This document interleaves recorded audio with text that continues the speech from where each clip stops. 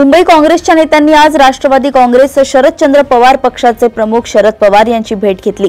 यावेळी काँग्रेस नेत्यांनी मुंबईत एकत्र निवडणूक लढवण्याचा प्रस्ताव ठेवलाय। राज्यात भाजप आणि शिवसेना यांच्यातील संघर्ष वाढला असताना उपमुख्यमंत्री एकनाथ शिंदे तडकाफडकी दिल्लीला रवाना झाले आहेत। शिंदे दिल्लीत जाऊन भाजपच्या वरिष्ठ नेत्यांची भेट घेणार आहेत। तुळजापूर नगरपालिका निवडणुकीत भाजपने ड्रग्ज प्रकरणातील आरोपी पिंटू गंगणे यांना नगराध्यक्ष पदासाठी उमेदवारी दिली आहे। या निर्णयामुळे भाजपची बदनामी होत असल्याचं बोललं जातंय। स्थानिक स्वराज्य संस्थांच्या निवडणुका असूनही लाडकी बहीण योजनेअंतर्गत पात्र महिलांच्या खात्यात पैसे जमा होणार असल्याची प्राथमिक माहिती मिळत आहे।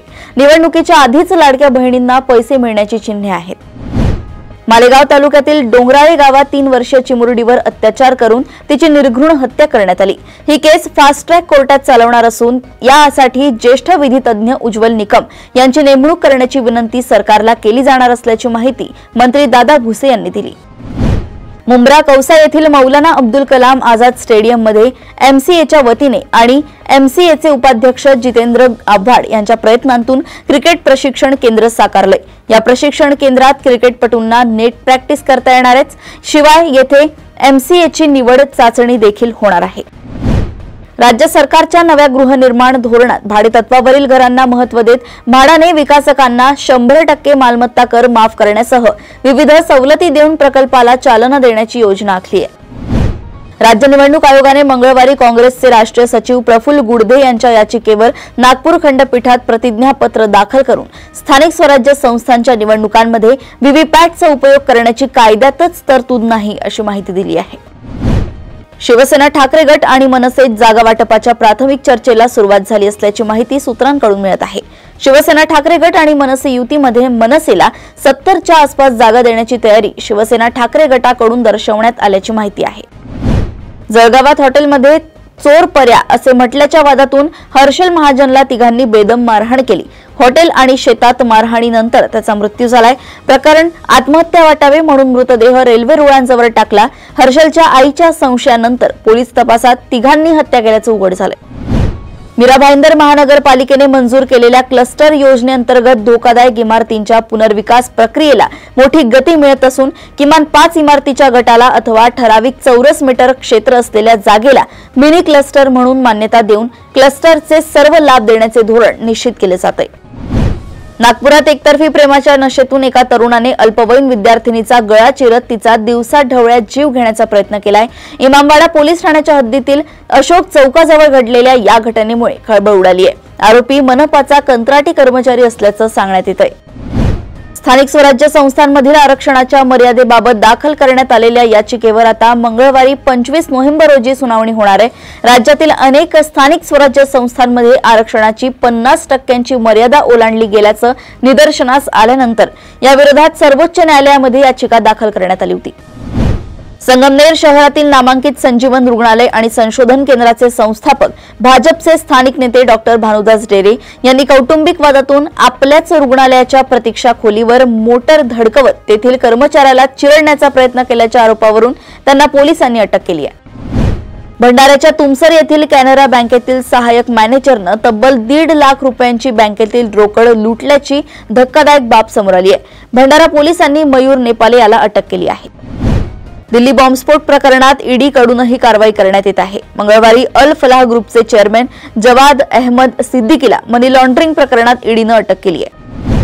काँग्रेसकडून सातत्याने निवडणूक आयोगावर हल्लाबोल होत असताना आता केंद्रीय निवडणूक आयोगाच्या समर्थनार्थ 272 दिग्गज मैदानात उतरले आहे। त्यामध्ये 16 न्यायमूर्ती, 123 निवृत्त सनदी अधिकारी आणि 133 सेवानिवृत्त सशस्त्र दलाचे अधिकारी यांनी काँग्रेस विरोधात खुले पत्र लिहिलंय।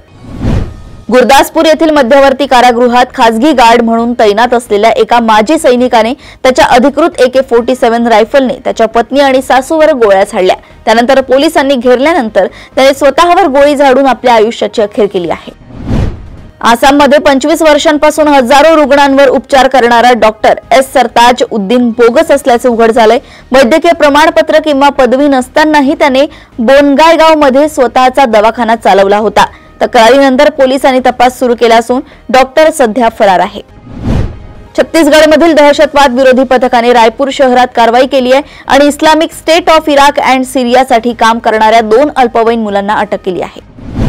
सकुराजिमा ज्वालामुखीमध्ये भीषण उद्रेक झालाय। 4 किलोमीटर हवेत राख पसरली आहे, त्यामुळे तेथे विमान उड्डाणेही रद्द करण्यात आली आहेत। शासनाकडून अलर्ट जारी करण्यात आला असून उद्रेकाचा व्हिडिओ समोर आलाय। भारतीय वंशाच्या 33 वर्षीय गर्भवती महिलेचा ऑस्ट्रेलियात मृत्यू झाल्याची दुर्दैवी घटना समोर आली आहे। त्या 8 महिन्यांच्या गर्भवती होत्या। शुक्रवारी रात्री त्या पती आणि 3 वर्षांच्या मुलासोबत सिडनीत फिरत असताना हा अपघात झाला। त्यांच्या दुसऱ्या बाळाच्या जन्माला अवघे काही आठवडेच बाकी होते। अमेरिकेचे अध्यक्ष डोनाल्ड ट्रम्प यांनी व्हाईट हाऊसमध्ये सौदी क्राउन प्रिन्स मोहम्मद बिन सलमान यांचं स्वागत केलं। पत्रकार जमाल खागोशी यांच्या हत्येबद्दल ट्रम्प यांना विचारण्यात आले, तेव्हा त्यांनी क्राउन प्रिन्स यांचा जमाल खागोशी यांच्या हत्या प्रकरणात कोणताही सहभाग नव्हता असे सांगत त्यांना क्लीन चिट केली। टीईटी परीक्षा उत्तीर्ण होणे अनिवार्य करण्याच्या सर्वोच्च न्यायालयाच्या निर्णयाला राज्यभरातून विरोध होत आहे। या पार्श्वभूमीवर राज्य सरकारने केंद्रीय शिक्षण मंत्रालय आणि राष्ट्रीय तंत्र शिक्षण परिषदेला पत्र लिहिलंय।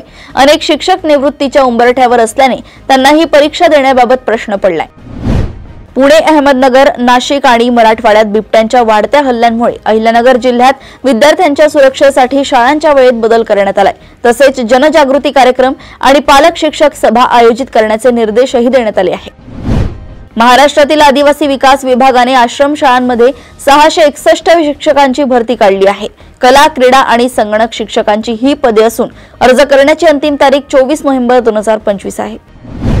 ॲपल ही कंपनी आता दरवर्षी सप्टेंबरमध्ये एकाच वेळी 4 आयफोन लॉन्च करण्याची आपली जुनी पद्धत कायमची बदलणार आहे। ॲपल 2026 पासून आयफोन 18 मालिकेपासून एक नवीन स्ट्रॅटेजी लागू करणार आहे।